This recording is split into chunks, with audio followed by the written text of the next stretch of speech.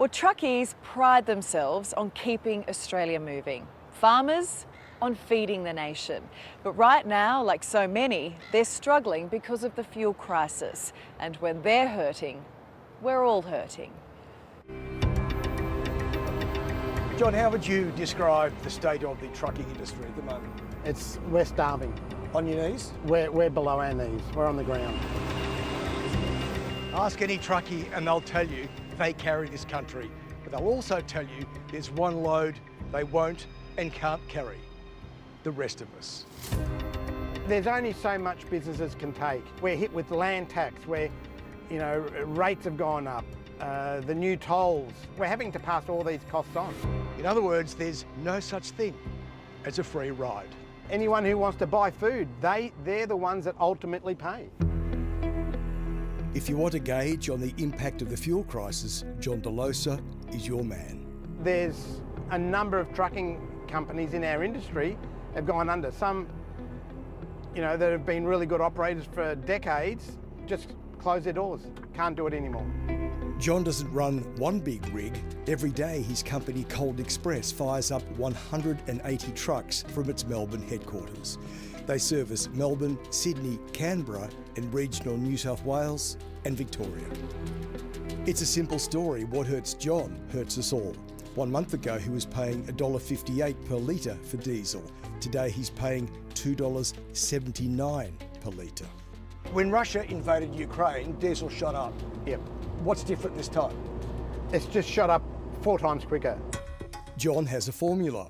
Every time diesel rises 5 cents, he charges his customers an extra levy. Again and again and again. What if you don't pass those costs on? I will go under. We have to start passing costs on because there's no margin left. The levy is passed on right down the line to John's customers. This latest levy, he says, will filter through to the marketplace in the next week. It includes his own contractors like Ali. So Ali, you've driven from Melbourne to Albury and back. Yep.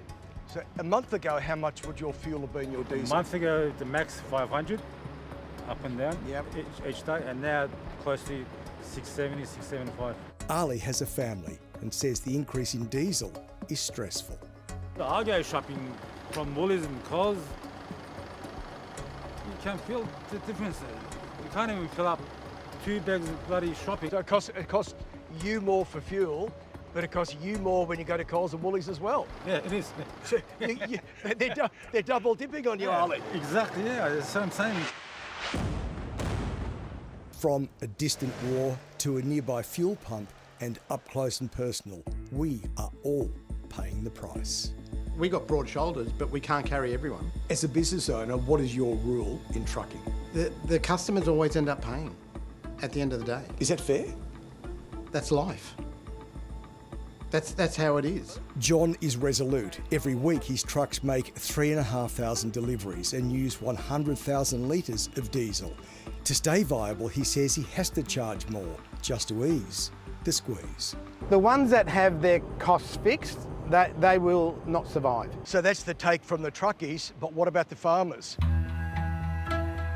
Probably the biggest concern I think farmers are expressing at the moment is just the availability. Where once you could ring up and order fuel and you'd have it within a few days, maybe a week, now that we're being asked to forecast 2 weeks or more in advance. Brett Hosking is a grain, sheep and cattle farmer in Victoria's Mallee. He's also president of the Victorian Farmers Federation. Liquid fuel diesel, petrol is an essential ingredient in farming, so we have to have it regardless of where the price sits, and that's one of the realities that we face as farmers. Brett says it's difficult planning and running a farm when nobody can predict the price or availability of diesel. To be purchasing fuel in preparation for something in 6 weeks, 2 months' time, is an enormous outlay of finances for an event that may or may not occur. It's all very damn depressing, isn't it? Yep. Especially people on a fixed income. They've now got to find an extra $50, $80, $100 a week to just do their bare essential shopping. From the grain fields of the Mallee, there's at least a part solution, or is that a plea from Brett? If every Australian could just consider what choices they have when they go to use their car, because if you can free up a little bit of fuel, that's a little bit more fuel for rural Victoria. And that little extra fuel for our rural areas just might save us all at the supermarket.